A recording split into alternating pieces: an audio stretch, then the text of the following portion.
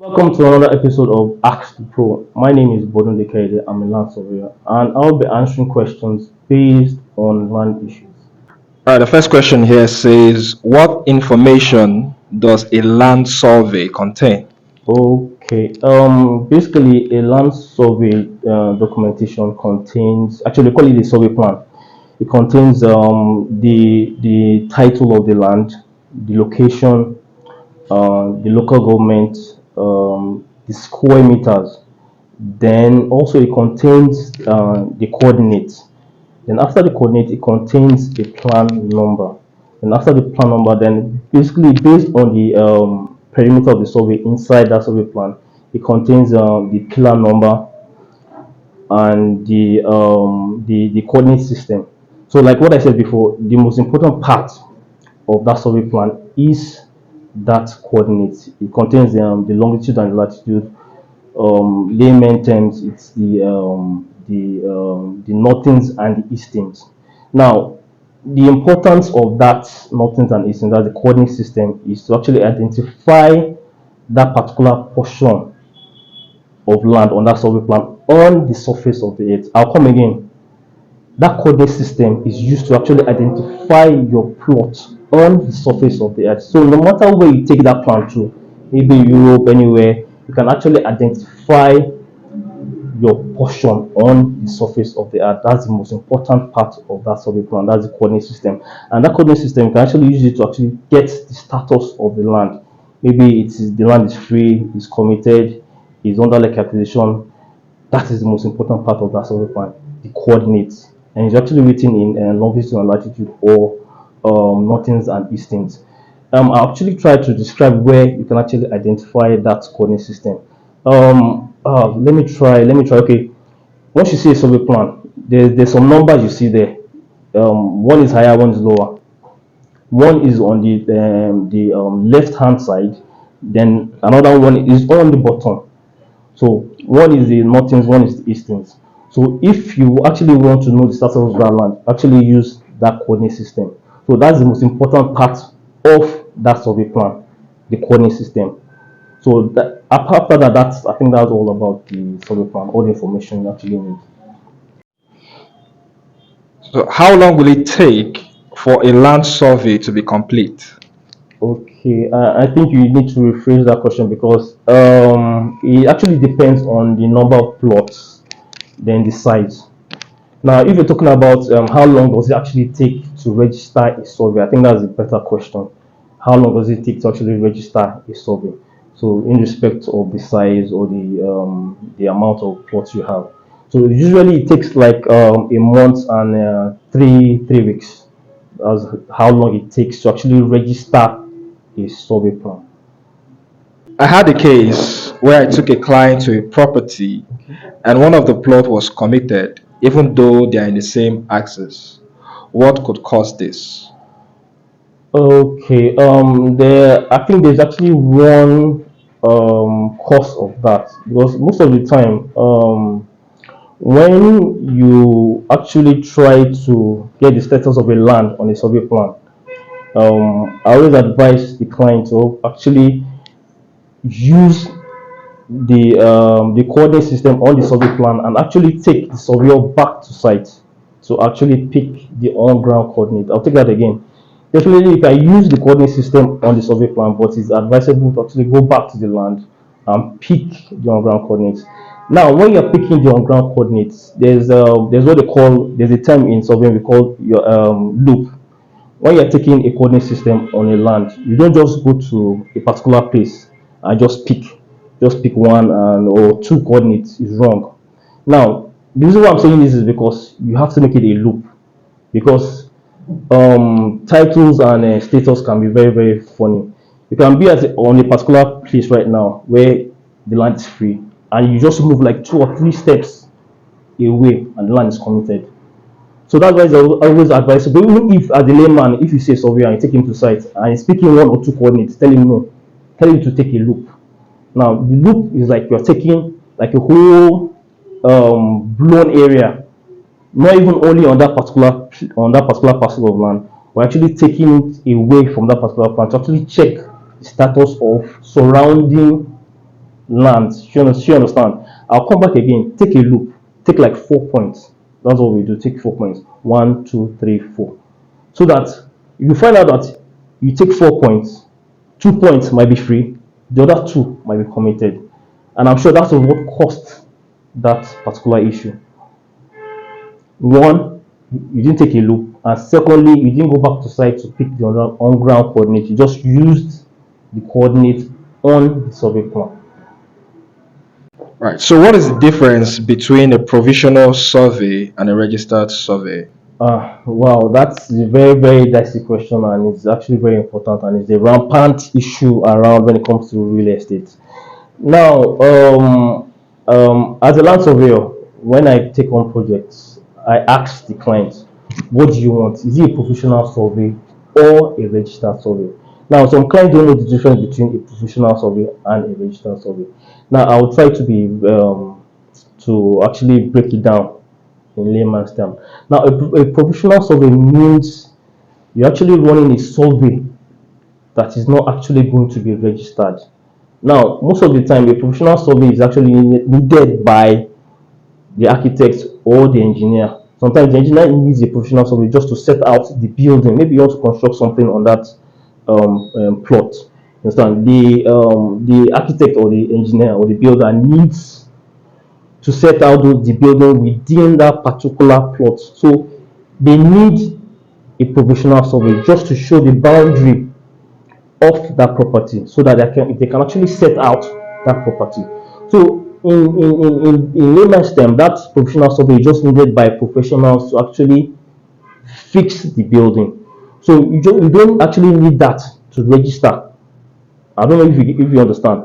Now, the register survey now means that now you've done all that. You've set out the building, you've done everything, you're done with that. Now you now want to register the title. I mean, maybe a particular person A or B bought a particular land, so name Mr. Eric or something. Now you want to register that survey in that person's name. That is what a registered survey is. So now I'll try and differentiate between the two physically. Now, a professional survey, when you know at the beginning of this episode, I told you about the information you actually need on a survey plan, the coordinate system, the title, the local government. Now, once you see a professional survey, it's very, very easy to detect. Now, there's what they call pillar number. Now, some surveyors, when they do professional surveys, they just pick. I can just say, okay, pillar one, pillar two, pillar three, pillar four. I might just put PL1, PL2, PL3, or I put CP1, CP2, CP on the boundary. That is not a registered survey. Just by looking at that pillar number on the survey plan. Then when that comes to the plan number two, a plan number, you see it. What is the registered survey? You see LA stroke something something. There's a series we use for a registered plan number. So, but what is a provisional survey?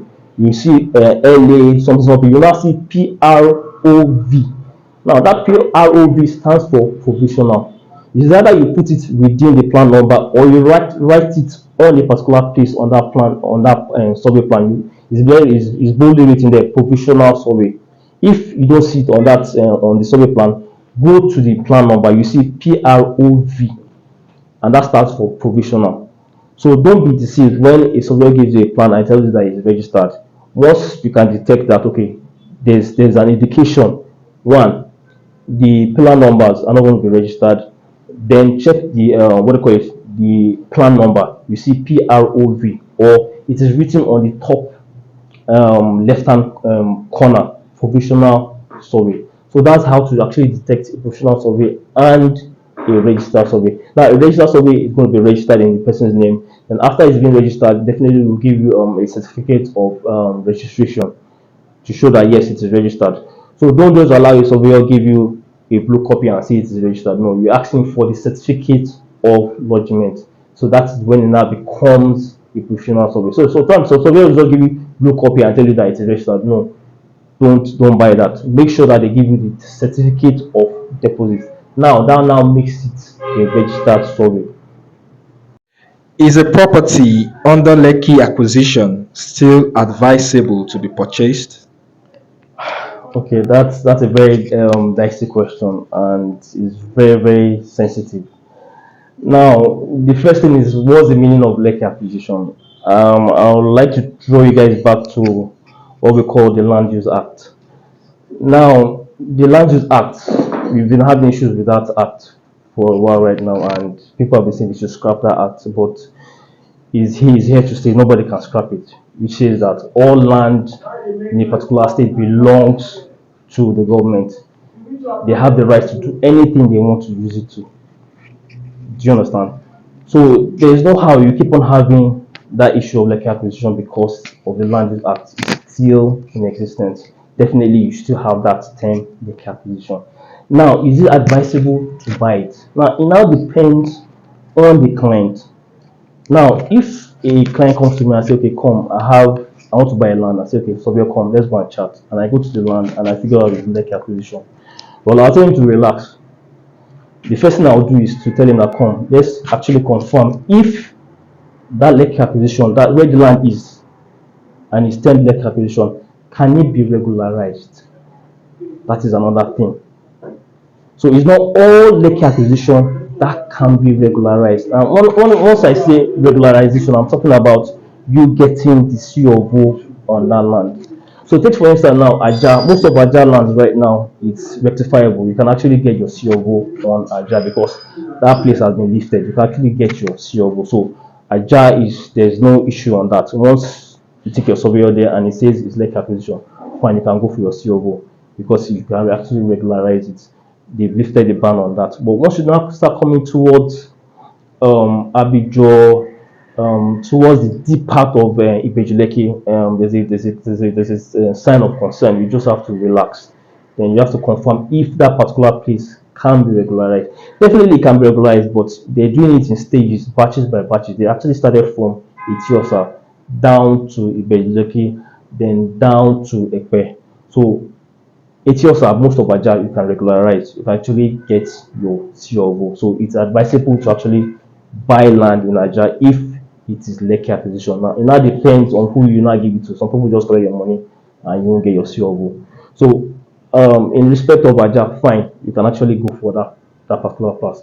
But once you now move downwards, you still have to be careful. So to make sure that you can actually regularize on that particular spot actually small. So lucky acquisition is not bad because 80% or I can boastfully say 90% of land in the whole of Ibeju Lekki 80 or everything is under Lekki acquisition. Even people have actually built on Lekki acquisition.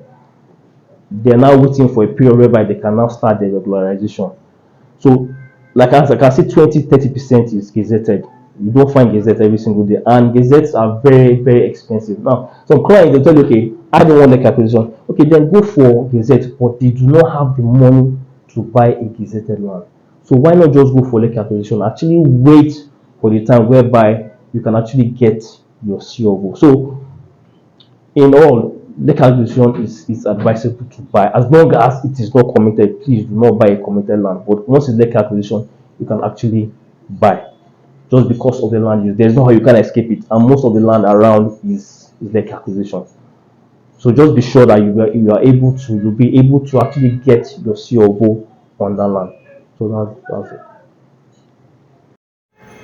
Someone bought a land and before buying, he checked it on the survey and the land came out not committed. But when he charted it again, it was committed. Okay, I would like to bring you to the limelight of there's an issue we call lifting of coordinates. Now, the number one tool when you're doing your due diligence, number one tool you use is your survey plan. Like I said earlier on, you take your coordinates on the survey plan and you actually check the status of the land.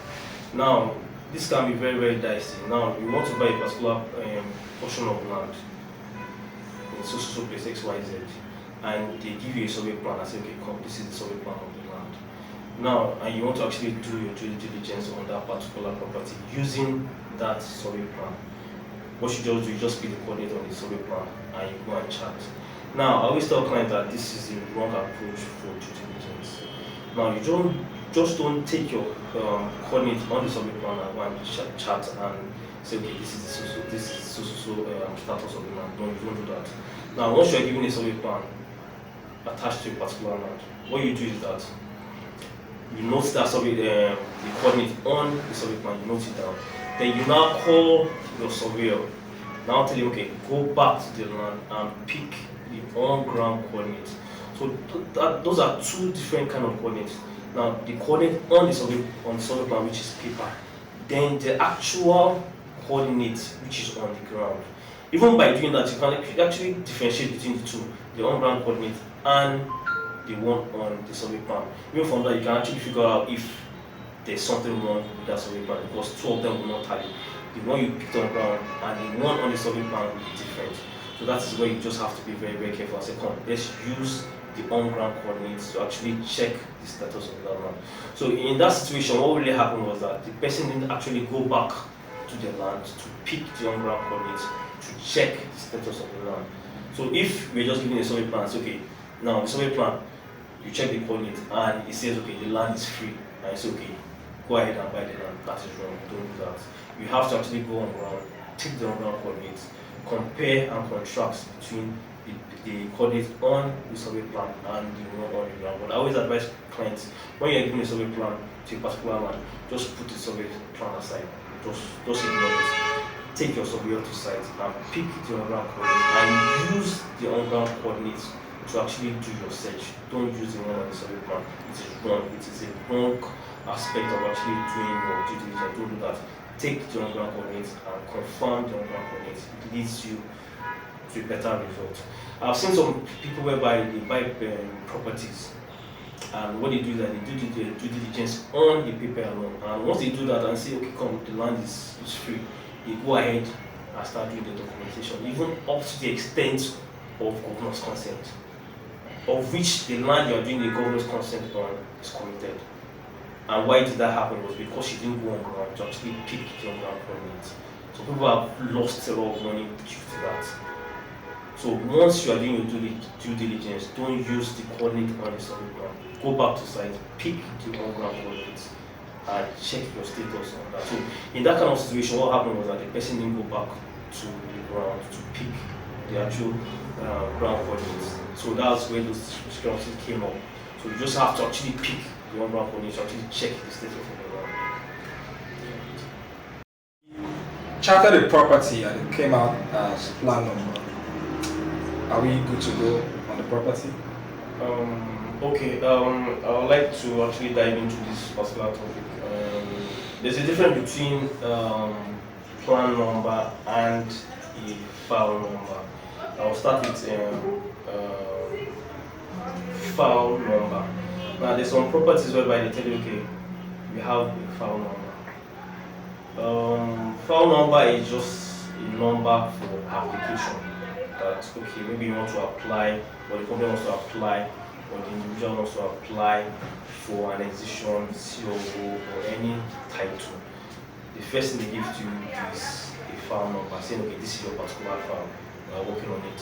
You paid so amount. You can actually go back there to actually check using that file number. Say, okay, go back to this file number, see where we've gotten to.